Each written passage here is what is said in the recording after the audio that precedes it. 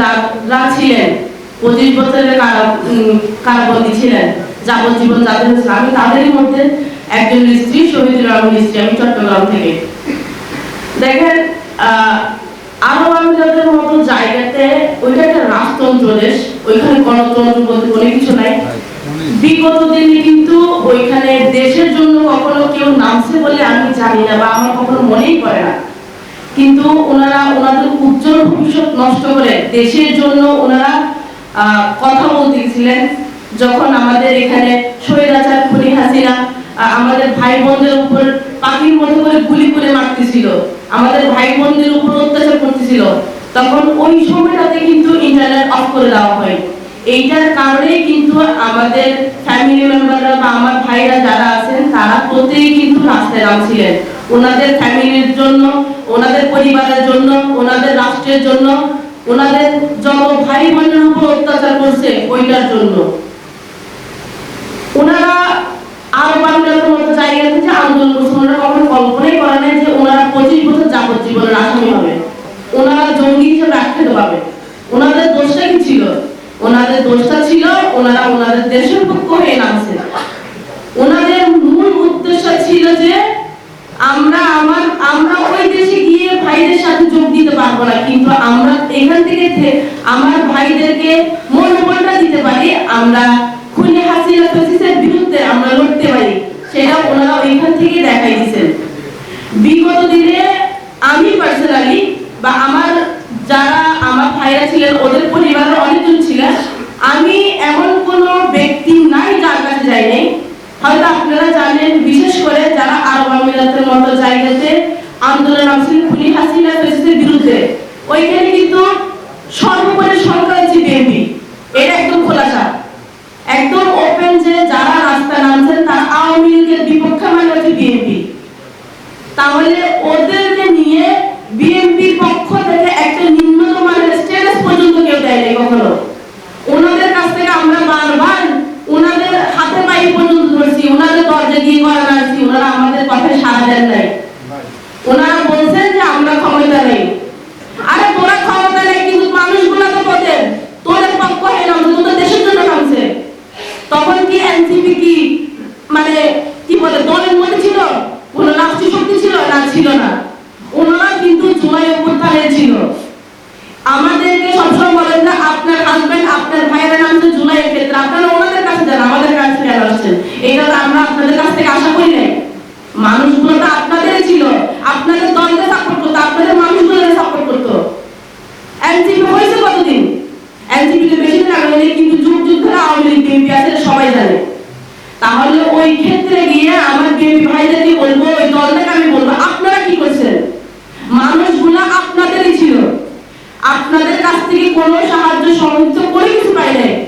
পরিশেষে আমি আমার ভাইদের কাছ থেকে সাহায্য সহযোগিতা পাইছি এনসিপি ডায়াসপোরা অ্যালায়েন্স, এনসিপি যুব শক্তি, শিল্পবাড়ি অ্যালায়েন্স থেকে সরাইছি আমি। নাহিদ ভাই, তারপর যে ডক্টর তাসলিম জারা, নীলা আফরোজ, ইফরাত ইব্রাহিম, টিপু সুলতান, আমার দিলশান আপু, তারপর হচ্ছে সামান্তা সারমিন, জাকি ওমর ভাই, যিনি এখন আমাদের মধ্যে আসছেন, যে অন্য একটা দেশের মানুষ, অ্যালিসেন, উনিও কিন্তু বিগত এর আগে আরেকবার আসার কথা ছিল, কিন্তু আমাদের দেশের সরকার কিন্তু ওনার পাসপোর্টটা পর্যন্ত আটকে ফেলছে। কারণ এটা আমাদের দেশের জন্য খুবই লজ্জাজনক। আমাদের দেশের মানুষ হয়ে দেশের মানুষের জন্য কাজ করতে পারতেছে না, অন্য একজন কান্ট্রির মানুষ হয়ে যখন আমাদের বাংলাদেশের মানুষ ভাই বোনদের জন্য কাজ করবো, ওনারা আমাদের দেশের জন্য, দেশের গভর্নমেন্টের জন্য খুবই লজ্জাজনক।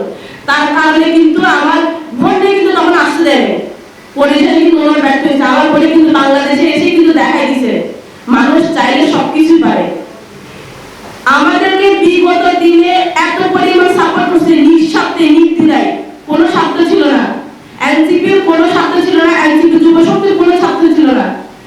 আমাদের জাকি ওমর ভাই, যিনি অস্ট্রেলিয়ার লয়ার, মানবাধিকারের, ওনাদের কোনো স্বার্থ ছিল না।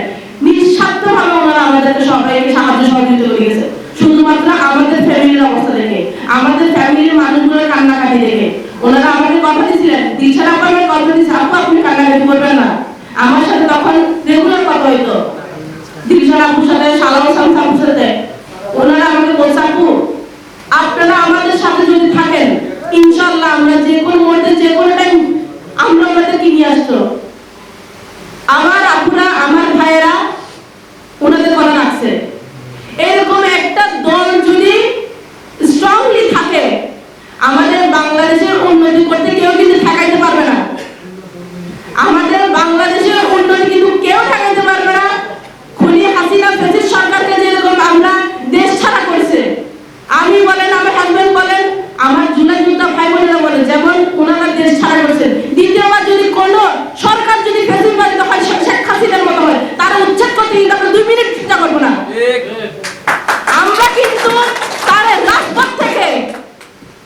হাসিনা 5 মিনিটের মধ্যে পালাইছে, কিন্তু আগামী সরকার যিনি আসবেন চাঁদাবাজ টেন্ডারবাজি আমাদের মা বোনদের উপর অত্যাচার করবেন, দেশের ভাইদের উপর অত্যাচার করবেন, আমরা কিন্তু তাদেরকে ছেড়ে কথা বলবো না। আমরা কিন্তু তাদেরকে ওই শেখ হাসিনার মতো 5 মিনিটের মধ্যে পালানোর সুযোগটাও কিন্তু দিব না। আমরা চাই আমাদের যে ইয়াং জেনারেশন যে ভাই বোনগুলো আছে, আপনারা তো ভাই অনেক বছর দেখাইছেন, এবার একটু রেস্ট নেন না, বয়স তো অনেক হয়েছে। যারা আমাদের বিপক্ষে আছে তাদেরকে বলতেছি, রাজনীতিতে অনেক বছর করছেন, এবার আমাদের ইয়াং জেনারেশনের ভাই বোনদের উপর তুলে দেন, দেখেন ওনারা কি করতে পারে। এত বছরে আপনি যখন কিছু করতে পারেন নাই, কিন্তু ইয়াং জেনারেশন যখন ভাই বোনরা আসছে, জুলাই যুদ্ধের মানুষগুলো যখন আসছে তখন কিন্তু অনেক কিছু করে দেখাইছে।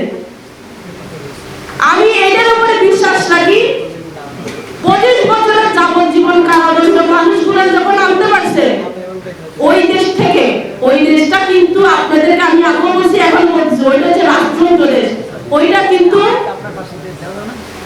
গণতন্ত্র দেশ না, ওইখান থেকে আনা কিন্তু এতটা সহজ না। আমাদের গভর্নমেন্ট কিন্তু যদি প্রথমে যদি আমাদেরকে সাহায্য সহযোগিতা করতো, তাহলে আমাদের মানুষগুলো 1.5 বছর পর্যন্ত জেল থাকতো না। 1.5 বছর পর্যন্ত জেলে ওনাদেরকে এত পরিমাণ টর্চারিং করা হতো না। ওনাদেরকে যখন এয়ারপোর্টে গ্রেফতার করা হয়েছে, অনেক মালামাল ওনাদেরকে নিয়ে গেছে, ওনাকে ওদের খালি হাতে পাঠাইছে, কারণ ওদের দোষ ছিল, ওদের দেশের পক্ষে হয়ে কথা বলছে সেজন্য। আমি চাই আমি আমাদের গণমাধ্যম ভাইগুলোর